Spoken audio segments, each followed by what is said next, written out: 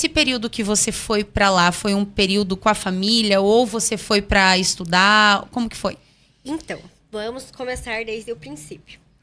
Eu tive uma infância bem conturbada. Passei por altos e baixos. Até mais ou menos os meus 6 anos de idade. Eu morava com a minha mãe e com a minha avó. E com meu tio e a mulher do meu tio. E a gente vivia bem, normal. Até a chegada que minha mãe descobriu um câncer. Um tumor na cabeça. Posso, antes de você contar isso, só para eu entender, você foi criada pela mãe, pela avó e pelo tio. Você não cresceu com a presença paterna dentro de casa? Dentro de casa, não. Não. Não. Tá. Mas o meu pai, ele era carioca, morava no Rio, mas veio para Curitiba. Tá. Ele teve um relacionamento com a minha mãe, mas não foi nada algo muito duradouro. E veio você? E veio eu. Meu pai já tinha 3 filhas e também já tinha outra mulher. Uhum. Mas morava aqui em Curitiba. Ele foi presente durante a tua infância? Foi um pai... Mas, na verdade, ele foi muito aquele pai, tipo... eu te vejo em datas comemorativas. O básico assim. De todos os pais, básico, né? Não tive a referência de um pai dentro de casa. Isso te atrapalhou no teu crescimento? A falta da figura paterna dentro de casa ou não? Atrapalhou. Atrapalhou em muitas coisas na minha vida. Mas... quando minha mãe descobriu o câncer... Minha avó... Eu passava muito tempo daí com meu pai. Meu pai daí morava em Santa Felicidade. E eu passava muito tempo com ele, porque minha avó tinha que cuidar da minha mãe doente. Aos 6 anos? Aos 6 anos. E foram 2 anos longos que minha mãe vivia no hospital e eu crescendo no meio disso. E minha avó trabalhava também. Minha avó, coitada, ela sofreu bastante com isso, porque ela trabalhava e tinha o peso de cuidar da minha mãe e enfim, todo o contexto. Até que, aos meus 8 anos de idade, minha mãe acabou falecendo. Bem nova. Nossa. Minha mãe faleceu, ela tinha 27 anos. Nossa, Gê. E... Câncer na cabeça. Na cabeça. E daí foi um período super doloroso, tanto pra mim quanto pra minha avó.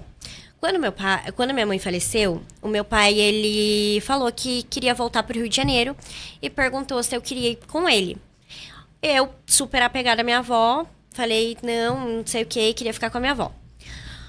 Daí, nessa parte, até ok. Vivi uns anos com a minha avó, uns bons anos. Deixa eu perguntar, você perdeu a sua mãe aos 8 anos de idade. Nessa época, você tinha dimensão do que estava acontecendo? Ou você ainda era muito nova a ponto de não entender o que estava rolando?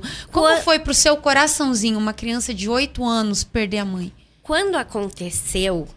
Quando, me contaram, meio que já estavam tentando preparar a minha cabeça para isso. Então, quando realmente aconteceu, quando vieram me contar, sua mãe virou uma estrelinha, conversaram comigo, eu lembro que no dia, meu mundo desabou. Desabou, eu cheguei a desmaiar, passei mal, eu tava com meu pai, ele tinha um escritório no centro de Curitiba. Mas eu não conseguia entender muito. Teve o velório da minha mãe. Minha mãe foi cremada e eu fiquei 5 minutos só e eu tenho, essa imagem nítida da minha mãe até hoje, sabe? Mas com o passar dos anos, porque daí, logo depois que minha mãe faleceu, eu e minha avó, a gente acabou se mudando para Santa Felicidade também. Então, fiquei afastada de todo mundo, de muita gente. E a minha cabeça, ela só foi, sabe? Só que quando eu fui crescendo, meio que isso foi fazendo parte de mim. Então, hoje em dia eu entendo, consigo falar normalmente sobre isso, porque meio que eu fui crescendo sabendo que eu não tinha minha mãe ali do lado. Então, foi uma fase que... Na isso infância... assim, é igual você falou, você passou a ser criada pela avó. Você estudando na escola, os amiguinhos com mãe pai. Era você sempre difícil. Sem mãe, porque a mãe faleceu, o pai que tinha outra família. Já estava ausente. Isso, como que foi pra sua cabeça de criança isso? Porque eventos, as crianças chegando com pais e você... Dia das Mães, Dia dos Pais, era um evento que eu não gostava de ir pro colégio, sabe? Tinha minha avó ali, só que normalmente a minha avó, ela sempre fez de tudo por mim. De tudo mesmo. Só que a minha avó, ela sempre trabalhou muito. Então, a minha avó era chefe de cozinha, agora ela já se aposentou, não trabalha mais. mas ela trabalhava muito em restaurante. Às vezes era restaurante de noite, chegava de madrugada, ou às vezes de tarde. Então, não tinha aquilo dali. Os meus tios, meu tio eu considero um tio jovem, sabe? Então, também, lógico, faz sempre de tudo por mim, mas nunca tive uma mãe, um pai ali para estar do lado, reunião escolar, alguma coisa assim do tipo. Tanto que quando minha mãe faleceu, minha avó entrou em uma depressão muito profunda. E foi mais ou menos no auge dos meus... Minha mãe faleceu quando eu tinha 8 anos, e daí eu fui vivendo assim, ela cuidando.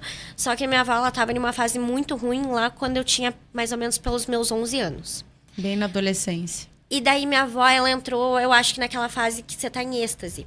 A minha avó, ela, não que ela não ligava mais pra nada, mas em grandes momentos, ela, tipo, como eu falei, ela trabalhava em restaurante de noite, às vezes ela saía, ia com o pessoal do serviço pra algum barzinho, alguma coisa. Então, meio que eu sempre fui me virando muito sozinha. Sim. Tipo... Não anulo nada do que ela fez por Sim. mim. Ela já fez muita coisa por mim, me ensinou muita coisa.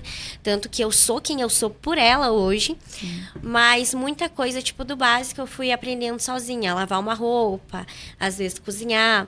E até propriamente começar a sair. Eu comecei a sair com os meus amigos muito cedo. Eu não tinha hora para voltar para casa. A partir dos 11 anos? A partir dos Meu 11 anos. Eu Deus. fazia o que eu queria. Tava ali. A ponto de correr riscos e tantas coisas aí. E pessoas próximas, não, eu prefiro não mencionar, Sim. mas pessoas próximas até diziam, meu Deus, ela não vai ser nada na vida, ela vai engravidar na adolescência, ela vai ser isso, ela vai ser aquilo. E isso sempre teve muito forte na minha cabeça, porque eu sempre tive medo. Na verdade, um negócio que eu penso muito é muito sobre o meu futuro. Porque, querendo ou não, meu futuro só vai depender de mim mesma. Exatamente. Então, sempre foi algo que eu tive na minha cabeça. Não, meu futuro, não. Você não chegou posso... a se perder nessa adolescência? Quando eu digo se perder, talvez drogas, balada, bagunça ou não? Não, até que não. Eu falei que não ia entrar nesse assunto, mas eu comecei a namorar logo em seguida. Comecei a namorar com 12 anos. Nossa, gente, uma criança. Bem novinha. E eu fiquei quase 6 anos com esse menino. Quase 6 anos, a gente meio que cresceu juntos.